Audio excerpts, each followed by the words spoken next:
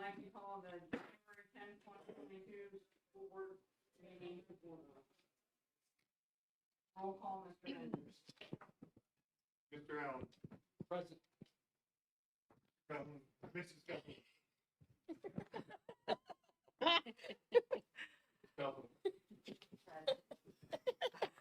Mrs. Dobler. Here. Mrs. Edwards. Here. Mrs. Grant. Here. McKinley. Mrs. Petrosky. Here. Mrs. Stemler. Here. Mrs. Thomas. Here. All 9 members present. Please stand and join me for the Pledge of Allegiance.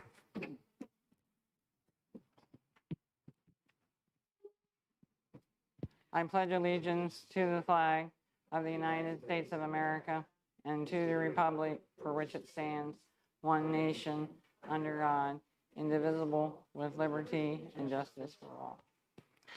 Please be seated.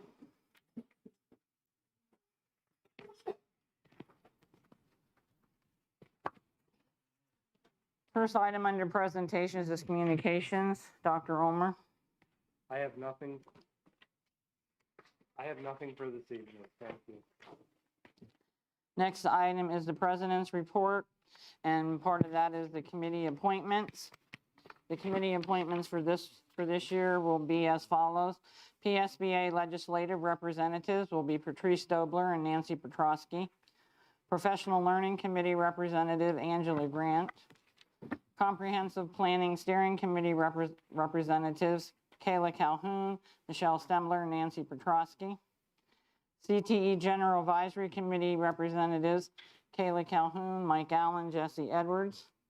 IU-17 representative Jesse Edwards. Negotiations Committee, since we do not have any negotiations scheduled for this year, that committee will be made up of the officers, which include myself, Michelle Stemler, Angela Grant, and Wayne Kinley. Capital Projects Committee, Wayne Kinley, who will be represented as chairman, Patrice Dobler, Nancy Petrosky. And want to make a comment that the Capital Projects Committee is a public committee. So this is open to anyone when we have those meetings. And so as a board member, if you would like to attend, or as a public, you may attend those meetings when they're held. Next, IU report. Nancy? We don't meet until this coming Wednesday, and I'm not sure with Jesse, them being representative, if they'll be able to get that on their agenda, so I will check with them to see. Typically, I think they seat new members at the next meeting. I don't know how quickly they can get stuff around, so Right. we can talk about that tomorrow and figure out how to handle that, whether you attend that as your last meeting and then we switch, or how. I know you had contacted me today. We can talk to Dr. Reed tomorrow and figure that out. Okay. Right. Thanks. Then no report? No, there's Okay. no report because we didn't meet at all in December. Okay. To add under the president's report, we just completed discipline hearings that started at 6 p.m. Number 4, student rep is not here, or is she? Student rep report. We'll bypass tonight. The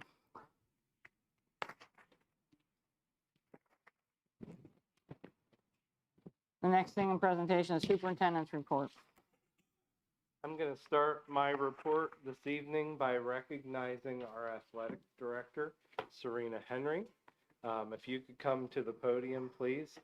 Serena and I are going to recognize our football team for their accomplishments. And I did send an email earlier today to district staff, and I want to point out to the board as well that tomorrow, Mrs. Henry and the coaches, Dr. Dady and I, will be going to the Lycoming County Commissioners meeting, because they are going to recognize our football team at the Commissioners meeting tomorrow.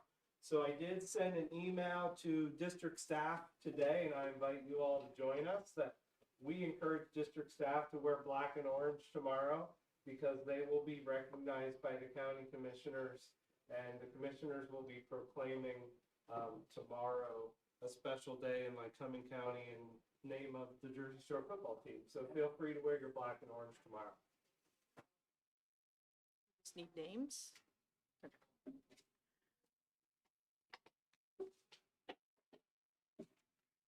You can Okay, I'm gonna do 19, but you don't have to do everybody. Oh, that's fine.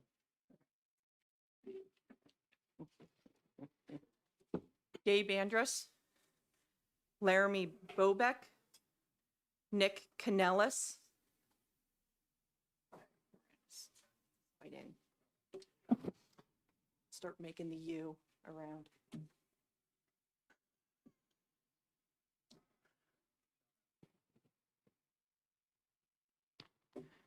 Dietrich Dammer, John Dammer, Connor Davis, Dyson Delaney,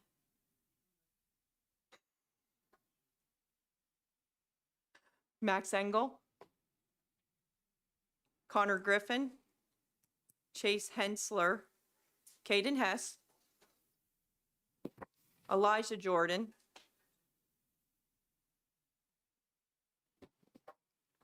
Brady Jordan, Jaron Loomis, Colby McKibben, Gus Myers, Breck Miller,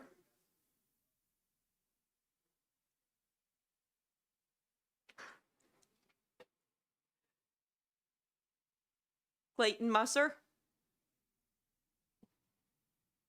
Colton Musser,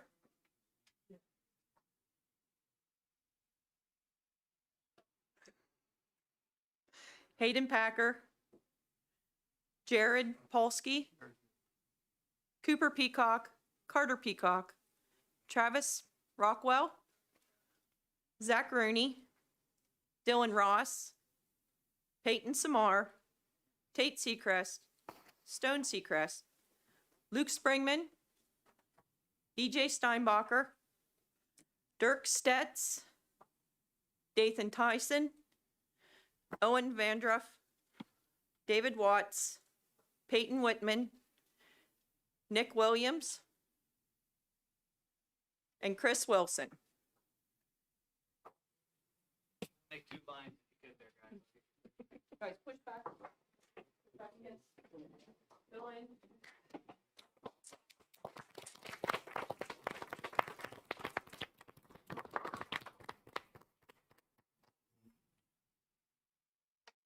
That should be everybody except for coaches.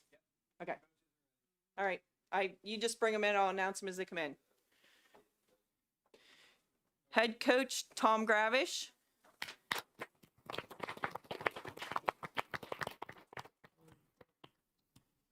Coach Eric Hess. Alex Jackson. Coach Jake Anderson.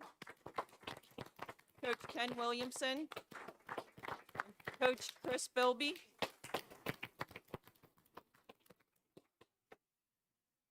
Our 2021 Bulldog football team.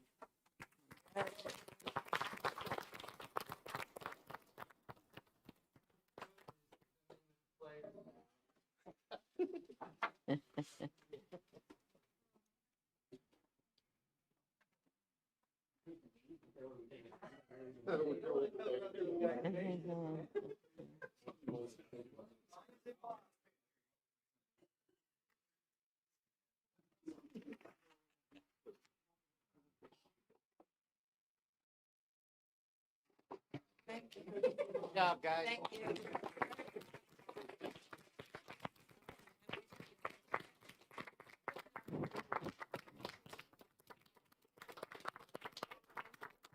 Good job.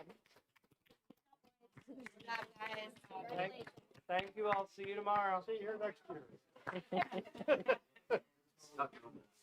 Oh, I gave you the wrong one. Probably right on top. Nope. Not on top. Second. Thank you. Friday Night Lights. Thank you, Mrs. Henry. And I'm going to move on to Mrs. Oden and the high school FBLA.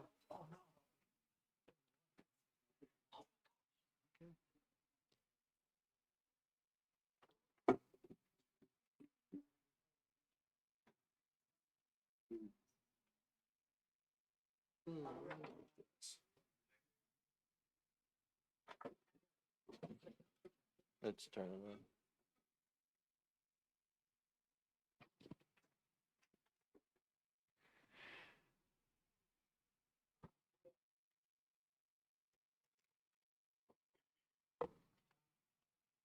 Oh, does she have a thing?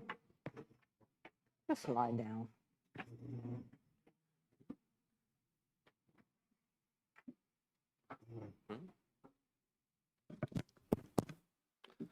Hello, my name is DJ Steinbacher. This is Dustin Setzel, and this is Lexi Greavy, and we are the project leaders for this year's We Shore Care project. I'm going to pass it off to Dustin.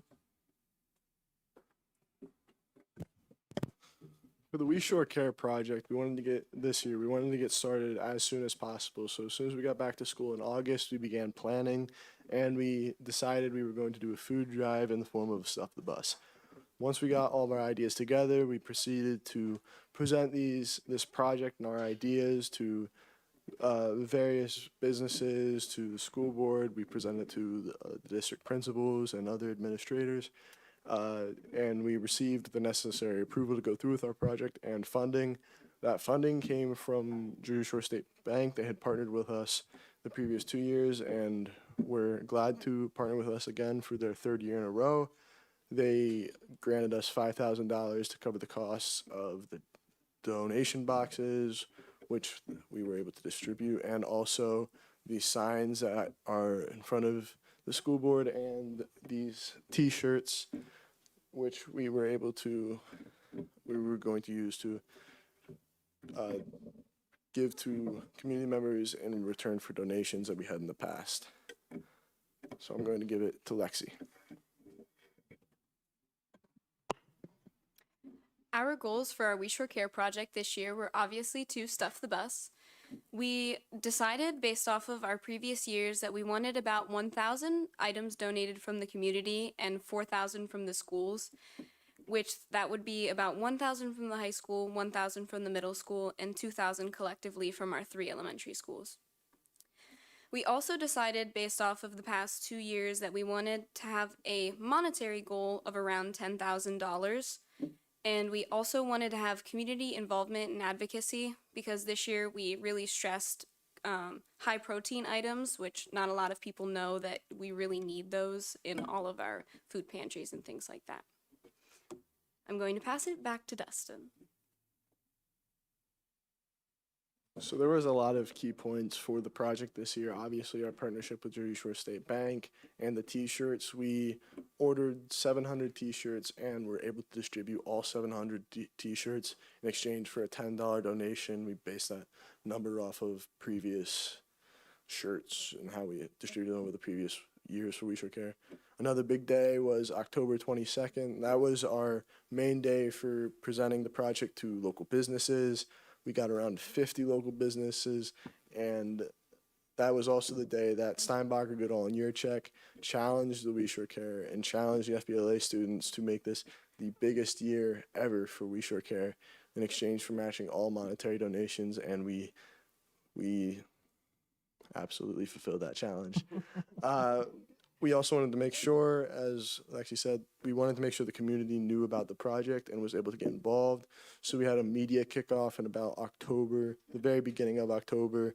We began posting on social media, including Facebook and Instagram, to make sure our community members knew what the We Shore Care had planned this year, where the bus would be, how to donate, and what we were looking for. We also utilized the school district's one-call system as another way to make sure we had as many people aware of the project as possible.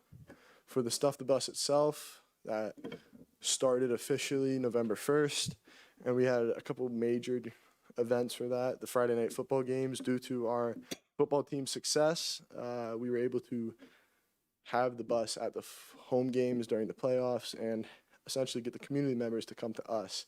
And that was great. We had a lot of donations during the football games. We were able to distribute a lot of T-shirts. It was very successful to have the bus at the football games.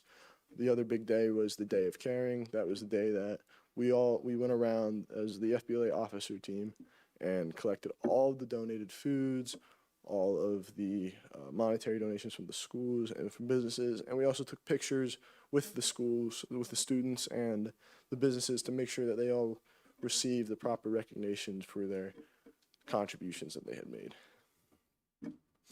What made us decide to do a food drive this year is our research into our community's needs.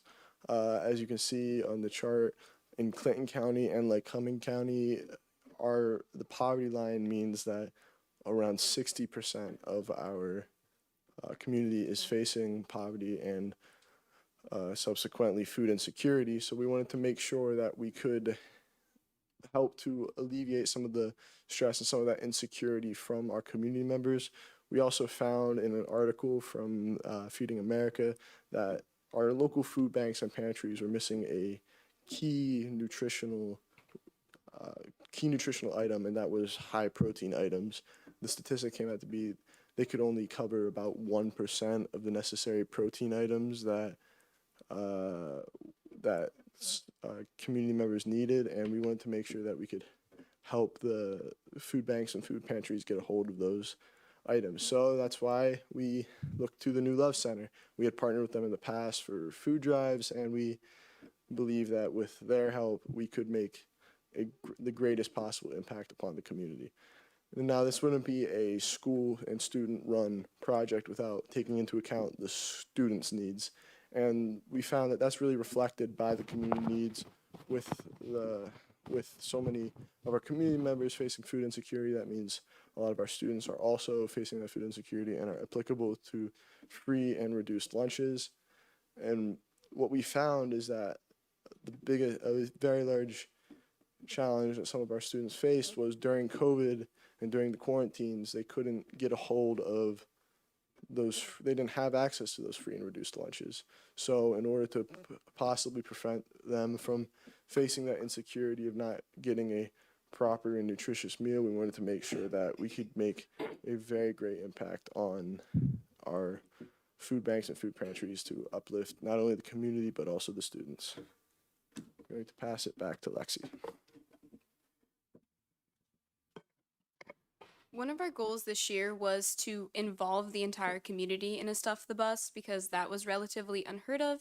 It was mostly a school-run event in our district, so we decided to park the bus during the duration of our project at high foot traffic areas. And we did some research and discovered that the Wise Markets, which is at one end of Jersey Shore, and Jersey Shore State Bank was a big place that we were going to have the bus. We had it there after work on Fridays and also during the day on the weekends, so that it was really easy for people from the community to come after work or when they had free time to donate and see our project. We really wanted to have convenient access in our community, in our district. We parked it at each of the schools from various weeks so that our students would have opportunities to donate and people from our community and communities near us to donate. We had student incentives in all of our schools to really push kids to donate because we wanted to get our goal of 4,000 from the schools. At the high school, we had a sticky bun party for all of the each of the grade levels homerooms that brought in the most sticky buns. And I know a lot of teachers got really competitive with their students and it really drove up the numbers, which was really nice. And in the elementary schools, we had movie days for each of the classes that brought in the most. And at the middle school, each of the homerooms from each grade level that brought in the most got gift cards. We also took advantage, as previously stated, of community events like our playoff football games. So at the beginning of November, we had our project leaders and FBLA members stand at each of the entrances of our stadium. We collected donated items. We also sold t-shirts, and we had all of those signs out there so that people would know about our project. We really wanted to impact our community, so we partnered again with the New Love Center like we have in previous years. And we were able to collect around 17,000 protein-rich and non-perishable items. That picture is actually one of the buses that we stuffed, because we ended up stuffing 2 buses, and we donated around 12 tons or 24,000 pounds of items to the New Love Center on the day of caring when we dropped it off. And on the monetary level, we had around $30,000 in monetary donations. The $5,000 that Jersey Shore State Bank originally gave us went towards our t-shirts, the signs, and other things that help us run the project. But then the rest of the things that we got from the community and businesses were matched by Steinbacher, Goodall, and Yearcheck. They ended up donating around $17,500 to match us.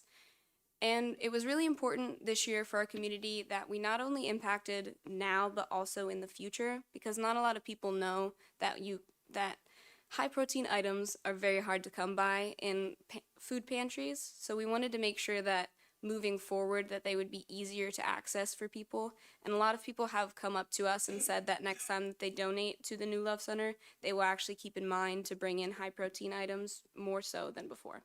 And I'm going to hand it off to DJ. This year we had great success with our project, with meeting all of our goals and then just in the project in general. So this year, like Lexi talked about, we did stuff 2 whole buses. That one bus, none of us could get on because how packed tight it was and how much we could.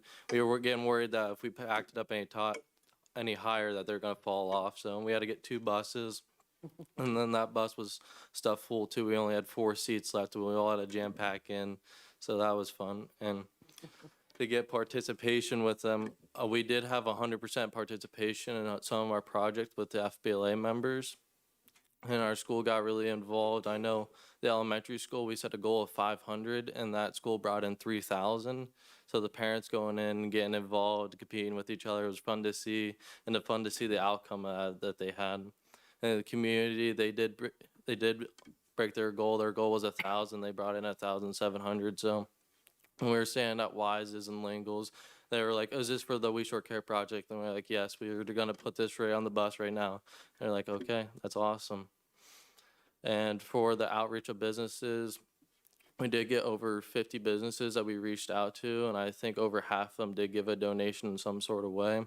Like the Windeckers, they donated that bus to come around with us on the day of carrying and go into those various locations.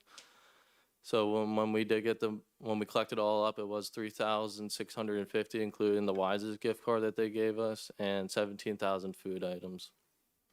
This project is much more than just getting all this food to the New Love Center, much more than just getting this. Everything is to raise awareness for people that don't understand that some people aren't as privileged as others, which is sad to see because some people aren't affected as much. I shouldn't say that. It's not sad to see that, but some people just aren't aware of it, and we wanted to bring more awareness to the project. So if there's no further questions, we'd like to present the check. Representing the Love Center is Reverend Dr. Carrie Ocker, Brett Newville, which is our operations manager, and Alice Fox, who is the president of the New Love Center.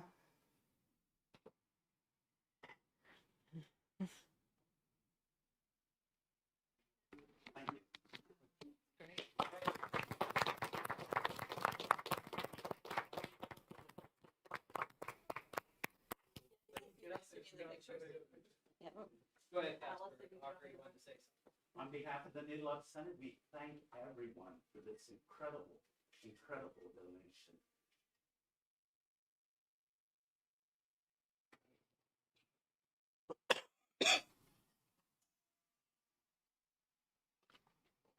One of the things as a school board and as a district, we are very, very proud of our students and their community service mindedness. This is one of the projects that happened, but there are many, many more throughout the district from K through 12, and FBLA is the tip of our iceberg. I have to say too that these kids made it fun. So when you're going to the grocery store and you're seeing them standing out there with signs, spinning them, or standing out in the rain or the cold, getting their pictures taken, I mean, these kids are outstanding. Alice? Yeah.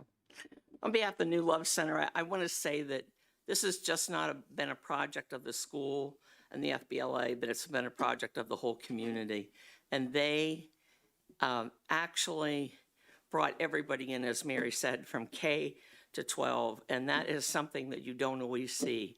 And the way they did it, they were talking before we came in, and they said, one of them said they did as many as 12 presentations in a week to go to different whether it was businesses or the schools or whatever.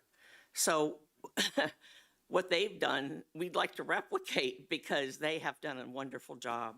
And just in appreciation of all the work, I don't know whether somebody said it or not, but all that non-perishables equal 12 tons of food, 12 tons. And that has been a wonderful donation. So that will last, hopefully, 6 months or so. So I'd like to present, I know that some of them are not here tonight, but I'm going to say their names anyhow, and they will get theirs. We're going to recognize the FBLA at our board meeting too in February. So Alexa Greavy.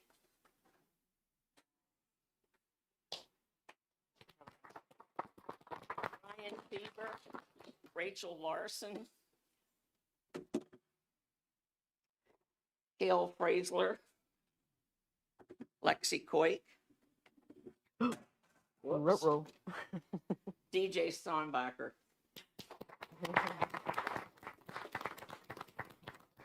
Eli Bauer, that's all right, I'll get it. Brody. And Dustin.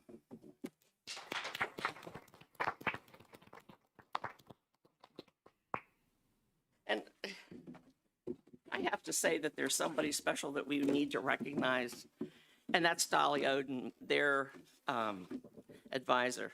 She has worked, come on up here, Dolly.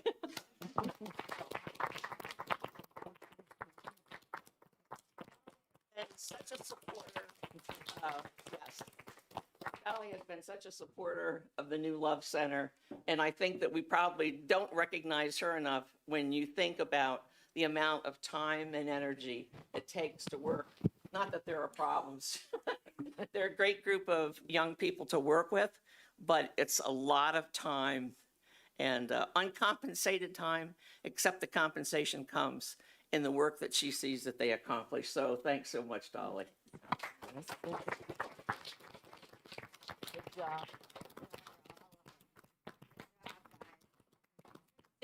We'd like to thank all of you for all of your support, because we couldn't do this without the support of all of you, as well as the area businesses and the students. So thank you. I just want to say thank you to Mrs. Oden again. I enjoy that part of my job every year, getting to go meet with the students and listening to their ideas and giving them feedback. But I also want to thank the folks from the New Love Center. They were one of the first groups in the community to reach out to me when I came to Jersey Shore, and I appreciate everything the district does together with you, and I thank you all for your service, and I look forward to many more years of it. And I also want to put something out into the public. Thank you to all the businesses that supported our FBLA and supported the New Love Center. It's been amazing to watch, and I can't wait for next year. Thank you.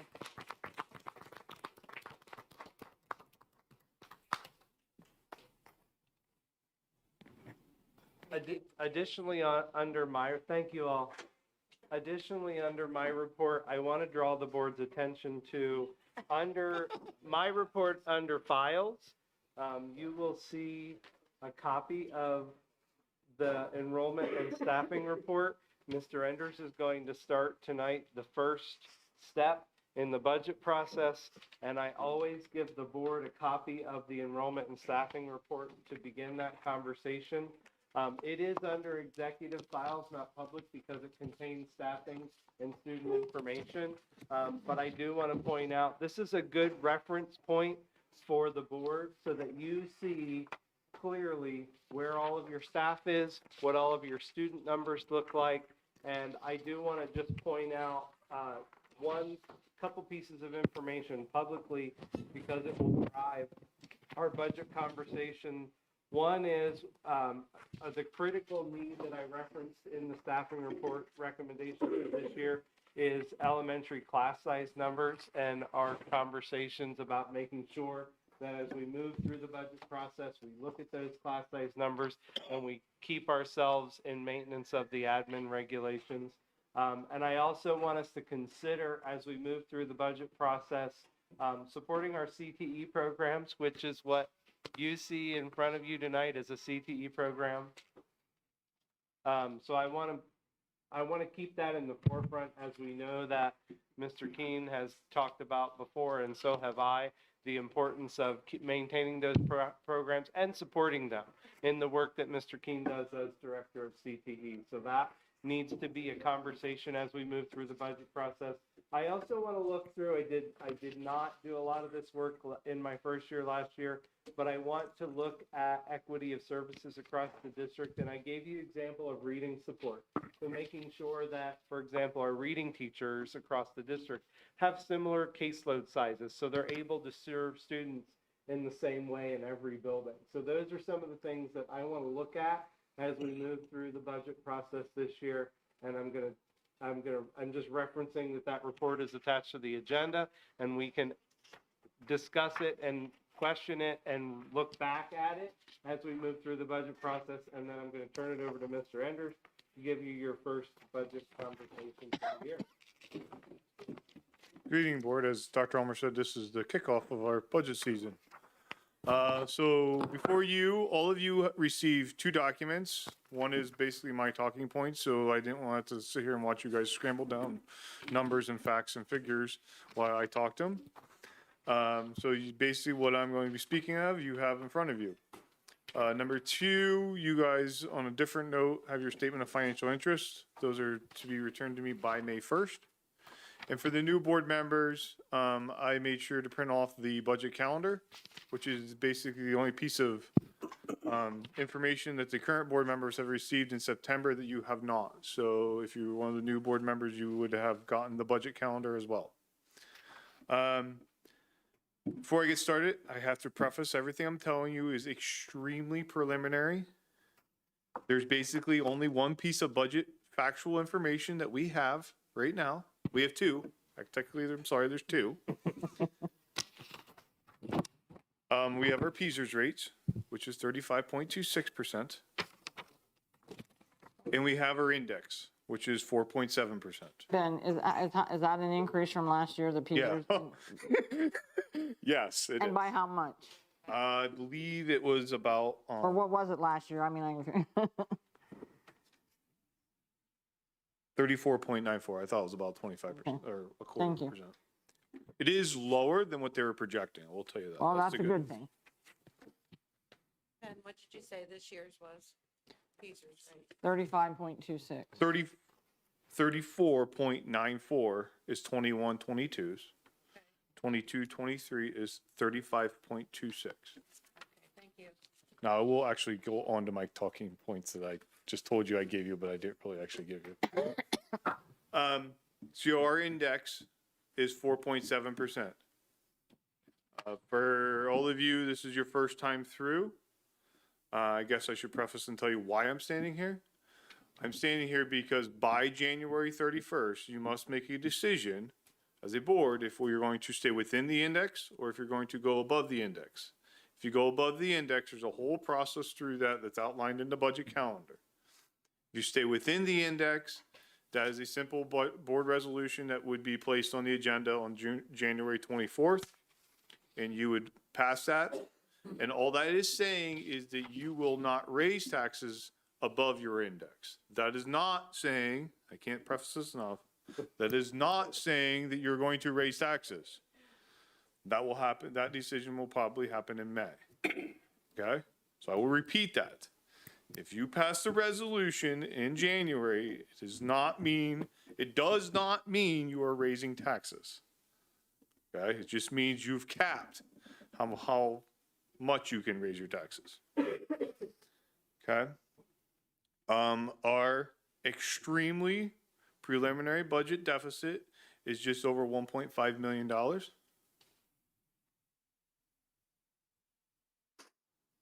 The tax increase to the index at this point in time, again, this is preliminary because assessed values will change and I will get new ones, is $663,335. So if you would, right now, that's the value of raising taxes to the index. through the budget. Can you repeat that number, please? It's right there on the top of the page, Fourth line down.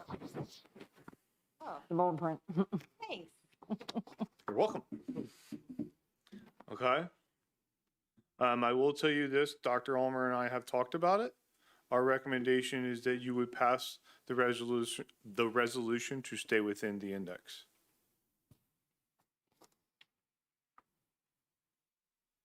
And I'm not asking for a vote, but I would like to kind of, get some direction on how you would like to proceed for January 24th.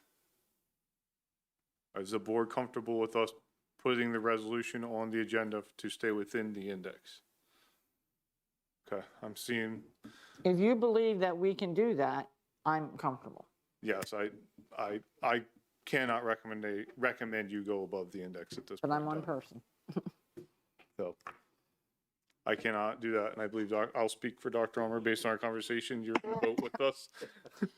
As a side note to that, the last 2 years, taxes in this district were not raised. They were just rebalanced. Balanced. They were just rebalanced as they had to be. 1 year it affected Lycoming County and 1 year it affected Clinton County, and we have no control over that. That is correct. Your rebalanced county this year again is Clinton County. Okay. And at this point in time, and I say that at this point in time because the index is based on assessed values. Clinton County right now is the county that reaches the index first. For the purpose of the board, especially the new board members and even the public, the Act 1 index is 3.4, but we have the latitude to go to 4.7. Where does that come from? The state, or who makes that Commonwealth does that. calculation? The Commonwealth gives us our adjusted index. The Commonwealth sets the index, that you're correct. The base index across the Commonwealth is 3.4%. Our adjusted index is 4.7%. And that's because we have counties involved in our district. No, that is it's determined by our aid ratio, and there's a couple ratios that the Commonwealth uses to calculate that. The only real thing that's driving that the two counties district system has is the rebalancing of tax rates. I wanted to go back to my earlier point about Clinton County reaching the index first for the new board members. What happens is 4.7% is our index. Once one county hits 4.7%, you're done. Okay, so one county is probably going to hit 4.7%. The other county is not probably going to hit that number. But you can't just say, well, I want to raise the other one 4.7% too. You cannot do that. One will hit first, and once one hits, you're done. Why is that the case when we rebalanced the year before? Well, that's part of the rebalancing process. Is the very first step is to rebalance. So the calculator rebalances the tax rates, the current year tax rates, and then it sets the new rebalance rate for the 22-23 budget year. So the two counties will never be at the same tax rate, even if we rebalance. No, that is a function of that. There's a whole nother calculation that the state tax equalization board does. And once this board would pass the tax rate, they then tell us what they are county by county. And that is a function of property values. They call it the STEB market value, the State Tax Equalization Board. The acronym is STEB. So you'll hear STEB market value quite often. You'll actually see it in your in your budget document. And we have no control over that, other than to complain that we think it's wrong. Fair enough. Are there any other questions regarding tax resolution and index? All right, then we will move forward with providing you the resolution for the next meeting. As I said, that has to be passed at the next meeting by January 31st. Okay. For the new board members, I will say this to you again, as you're going through your calendar, at the very end, there's a color coding scheme. I don't exactly remember how I coded it. I think I wrote on the back, on the very back, I think all the red dot items can be ignored if you pass the resolution. So if it's red, strike it out once after the 24th. So. None of mine were red on the thing. Oh, maybe yours wasn't a color copy. We'll Oh. get you a color copy. Yeah, was in my email. And that's after though, the right? 21st. 21st. The 24th, yeah, Oh. the resolution will be on the agenda for you. Are you still taking questions or you have more to tell us? I'm all done. I'll take any questions you want. In the middle there, under the fund balance breakdown as of 6:30, the last one, has that been spent at this point? It's still there, okay. Yeah, the other information I believe is for our executive session. Dr. Ulmer wants to just talk about some legal matters Okay, regarding those. I just tried to give you one sheet, one-stop shop, and with all the information on. and don't panic on what he told you the deficit was.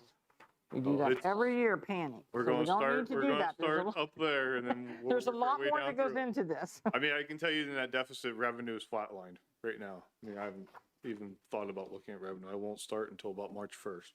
I'll take the governor's proposal or press conference under advisement and then listen to the legislators and then watch that fight happen. It's the very beginning of February, I know that. I don't want to say the 8th, but I think last year might have been the 8th. I know it's like in that first 2 weeks of February. Yeah. Roughly what percentage, as far as 2023 expenditures over 21-22 budget expenditures? I did not even look at that, Mr. Kinley. I apologize. And the second question, any awareness of movement on charter school reform?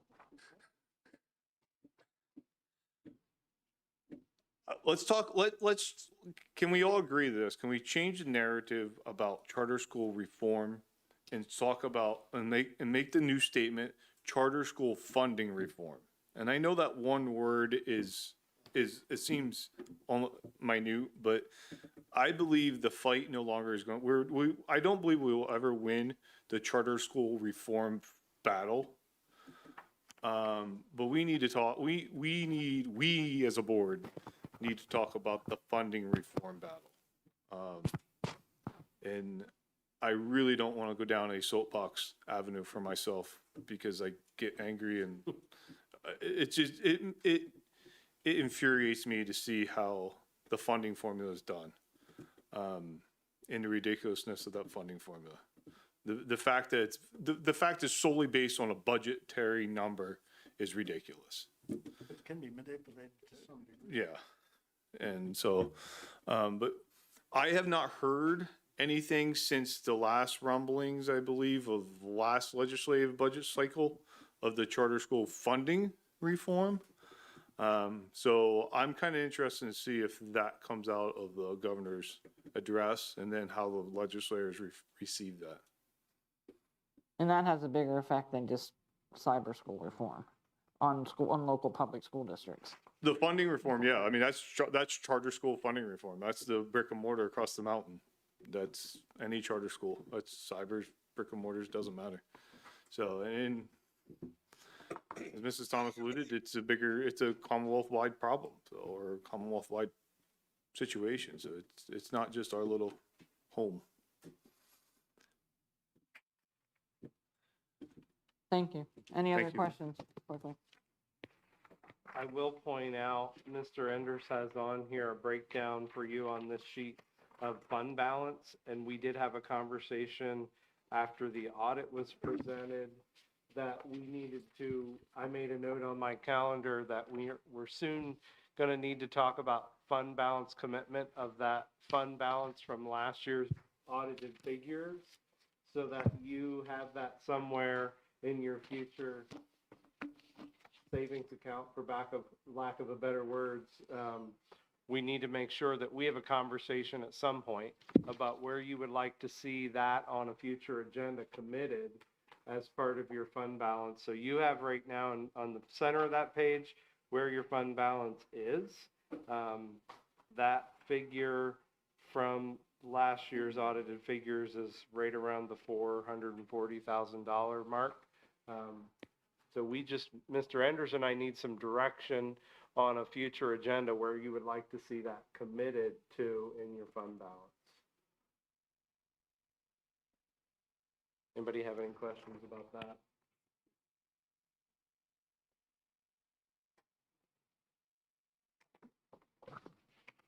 Are you done? Nick? I'm done. That was the last thing, right? That was it. That's my report. Next on the agenda is courtesy of the floor. We have no sign-ups for courtesy of the floor, so we'll move on to letter D of personnel. Personnel, we have letters A through T. Are there any questions on any of those?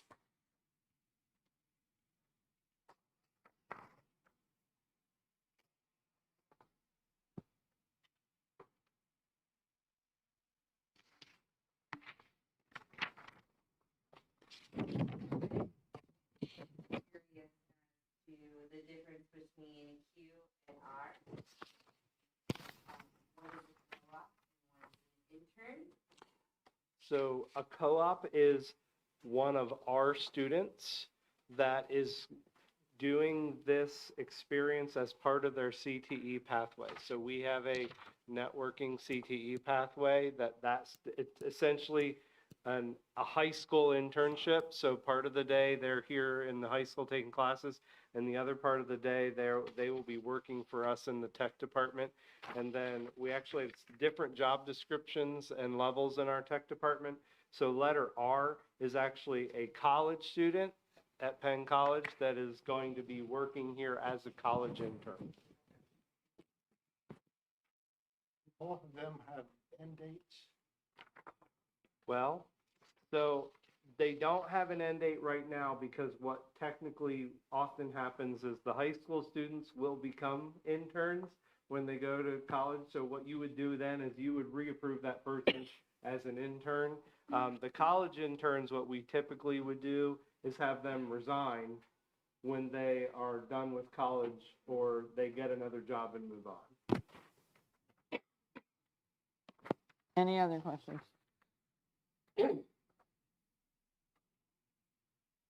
And these hourly rates have been established by the board, and I don't know exactly when the last time we established them. I know Mr. Bonsall was still here, so it might be something we need to look at in the future. Well, that's why I made the statement I just did. No other questions? Can I have a motion?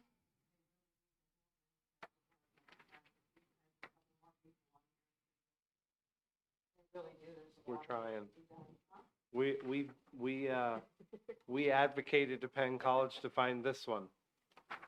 I was gonna say, do you like put these out as job applications? Yeah. Like we went to Penn College's networking department and said, do you have anybody that can fill this position? We'll take them.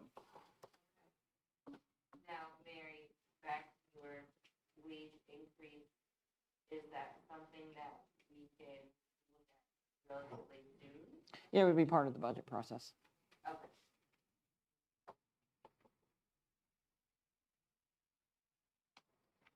Any other questions? Did we get a motion yet? We need a motion in a second. Did you get both of them? Okay. Any other questions? Hearing none, all those in favor say aye. All those not in favor say nay. Motion has passed.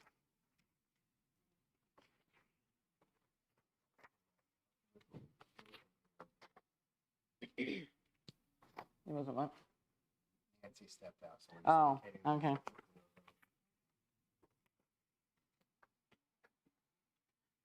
Curriculum and instruction, there is no discussion action for tonight, as well as building and grounds, there is no discussion action. G, finance, we just have letter A. And I believe this is an every year thing, Ben? No, this is, Something new?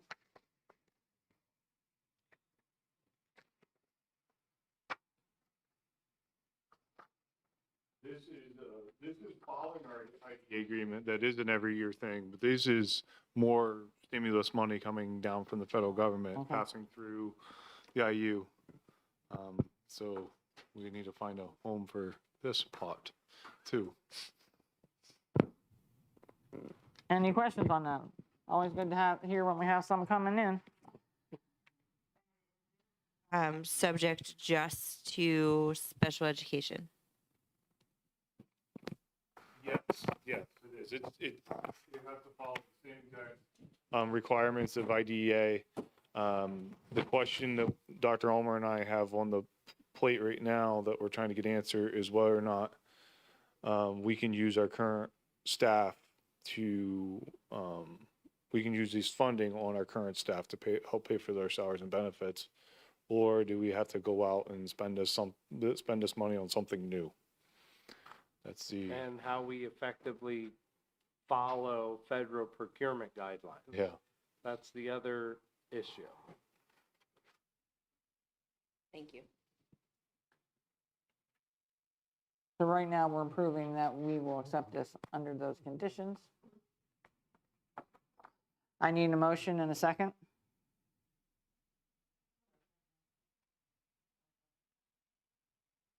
Any other questions? So this has to do with new grant money that they're receiving through IDEA. All those in favor say aye. Aye. All those not in favor say nay. All right, miscellaneous is next, and we have A through K. Part A is the policies for the first read. And Part B are policies for the second read, which means these will become active policies after tonight's meeting. Do you have any questions on any of the other ones in particular? Thomas, can we do a correction to letter H and remove the number 2? Just read it, so it reads rejecting the bids received. Remove the number 2? Is that what you said? Yep. Okay.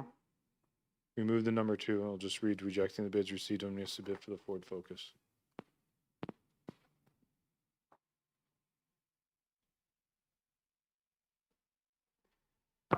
Any other questions? Yeah, also pull J and K separate. Do we need to vote on those separate? Those are the adjudications. I'm okay with not. The answer is we do not have to. All this says is this, the adjudication, and he will write it up as we identified it in our meetings. Okay. Any other questions? I just was curious about this Ford Focus. I'm not positive as to what is really going on with this thing, so could I get clarification on what the deal is with that? You initially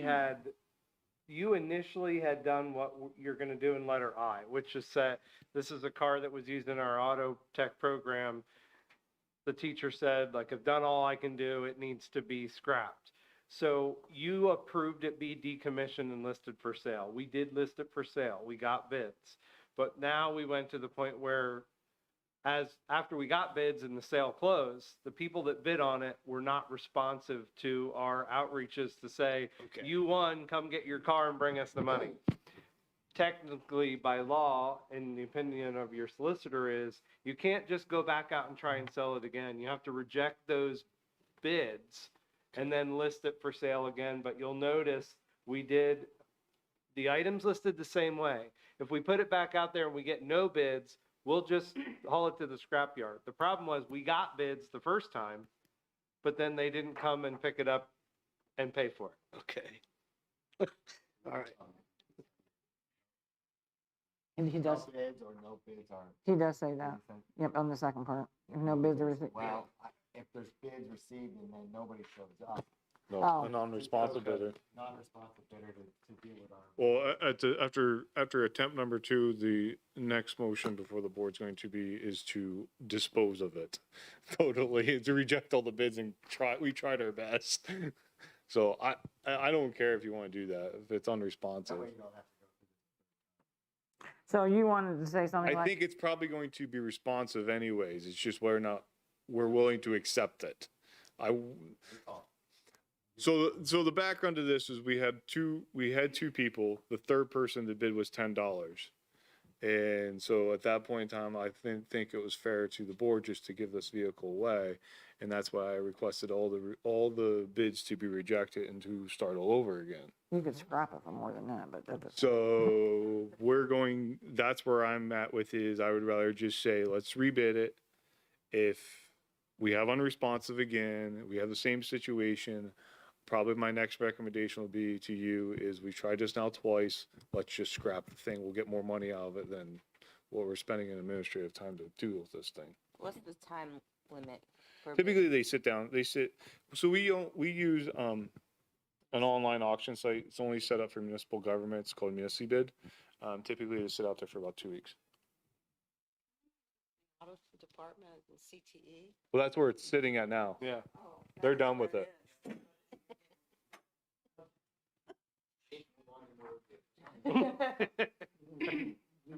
Okay. How much more work would it be just to scrap it to begin with? Well, we can scrap it, but I also try to get value out of our assets that we're disposing. So that's why we go down the route we go. MuniCBid does not cost us anything. Okay. So whatever we get off of it is cash in our pocket. But I mean, a $10 bid, we would, like Mary said, we would get. Well, that's why I'm saying is that's why we're doing letter H. Okay. We're rejecting all the bids because it wasn't a fair bid. And we'll go back to the process again. If we receive a bid and we deem it fair, then we'll sell it. What are we looking to make off of it? Right, that's what most auctions do. We received last time, I think $300 was the initial bid, and I think the second one was 200, and then the third one was 10. So I felt like the 200 was fair, just to Why 10 didn't was, you jump on the 300 we did, and they didn't respond? correct. And nor did number 2. Sometimes people just do that on those type of sites just to see if they get a bite, then, oh, I didn't really want that, so they don't come back to you. Did you look into what it would be if you scrapped it? Because I think it's $300 as is if you just take it. Well, Yeah, I think so. So you can just dump it and be done. Yeah, I'm saying we're just wasting time. No, either way, you know. I mean, we can do that. If you would rather just scrap it, that's fine with us. I mean, I was trying to, Yeah, that's I agree. Get what you can out of it. I mean, I deal with auctions all the time, but if you've got 300 bid, they didn't show up. The second bid was 200, and you get 300 if you take it straight to the junkyard. so you want to set a minimum, then you want to modify letter I with a minimum bid acceptance of Yeah, of $300, and Yeah, then what you would if get we if you don't get scrapped anything it. above that, then it'll be scrapped, and that will solve Yeah, Mr. Kenyon's. and I think that's probably what the $200 bid was. Probably somebody's like, well, I can scrap it. Make $100. Make $100. Yep. They live near me. All right, so I'm gonna just ask the question. I heard you say the 200 you thought was fair. You also think the 300 is fair, or is it beyond? I don't care what we put here. 300 is what we can Well, get for the cost. They're saying on letter I, the modification would be minimum bid to accept would be $300. You could say if no bids are received for $300 or more, then Then We'll probably just take just- it to bar locks. we don't. It's not about the price. It's got the wrong emblem on it. Oh, I'm sure we could probably scrape up a VW I emblem think from the we shop, have right? 2 in our farm. We can bring All down. right, so you accept more, obviously, if they wanna have a little bidding war, that's up to them. So we will, if no bids are received, the item. Put it up there, okay. I'll just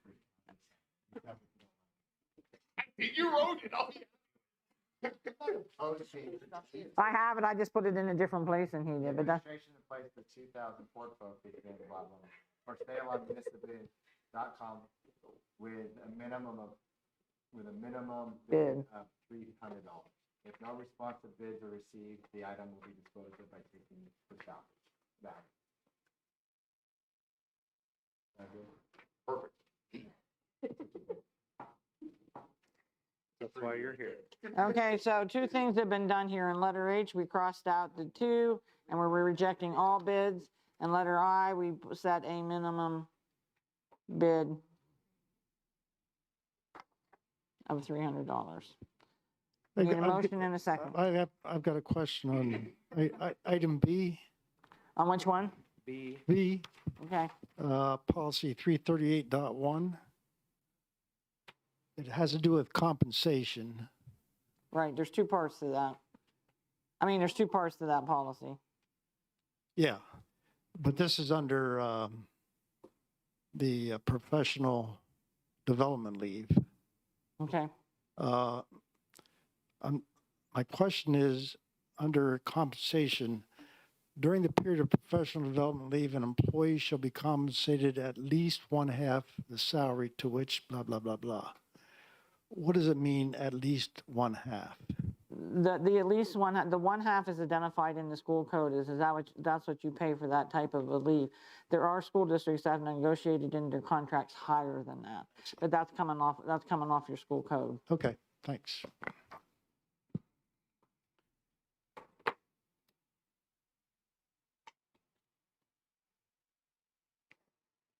Which is probably the same similar wording in, under 338. I didn't pay that close attention to it, but again, that's, both of those are part of school, from the school code. All right, I need a motion for A through K with the modifications identified. In letter H is all bids, in letter I, we're identifying a minimum of $300. Motion. All those in favor say aye. All those not in favor, nay. Okay, the next thing we have is courtesy of the floor. No, wait, old business is first, sorry. Old business, there's nothing identified under old business, but there's been something that's been brought to my attention and to the superintendent's attention is our policy number 237, which is electronic devices. And that policy was last revised in November 29th of 2016. A lot has happened in education with electronic devices have changed drastically since 2016. They almost changed drastically by the month. And so I'm asking that the superintendent look to reevaluate that policy. Get the most updated versions from PSBA, and also to have conversations with his administrative team as to see what should still be here, what shouldn't be here, and what adjustments they think need to happen, and then we'll discuss it as a board. We don't want to sit here and make it up ourselves when they're the ones in the workforce. Fair enough.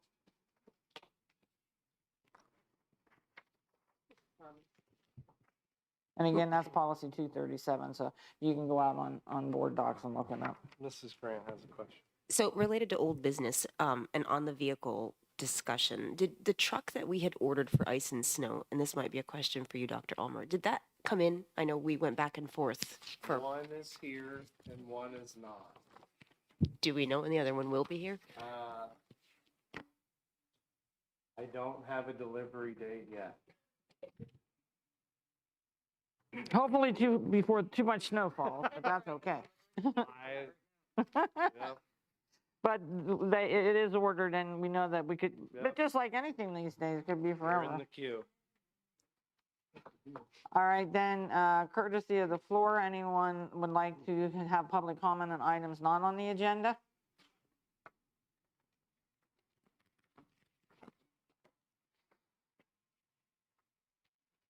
All right, seeing none, we are going into an executive session for legal and personnel issues, and after which no further business will be conducted.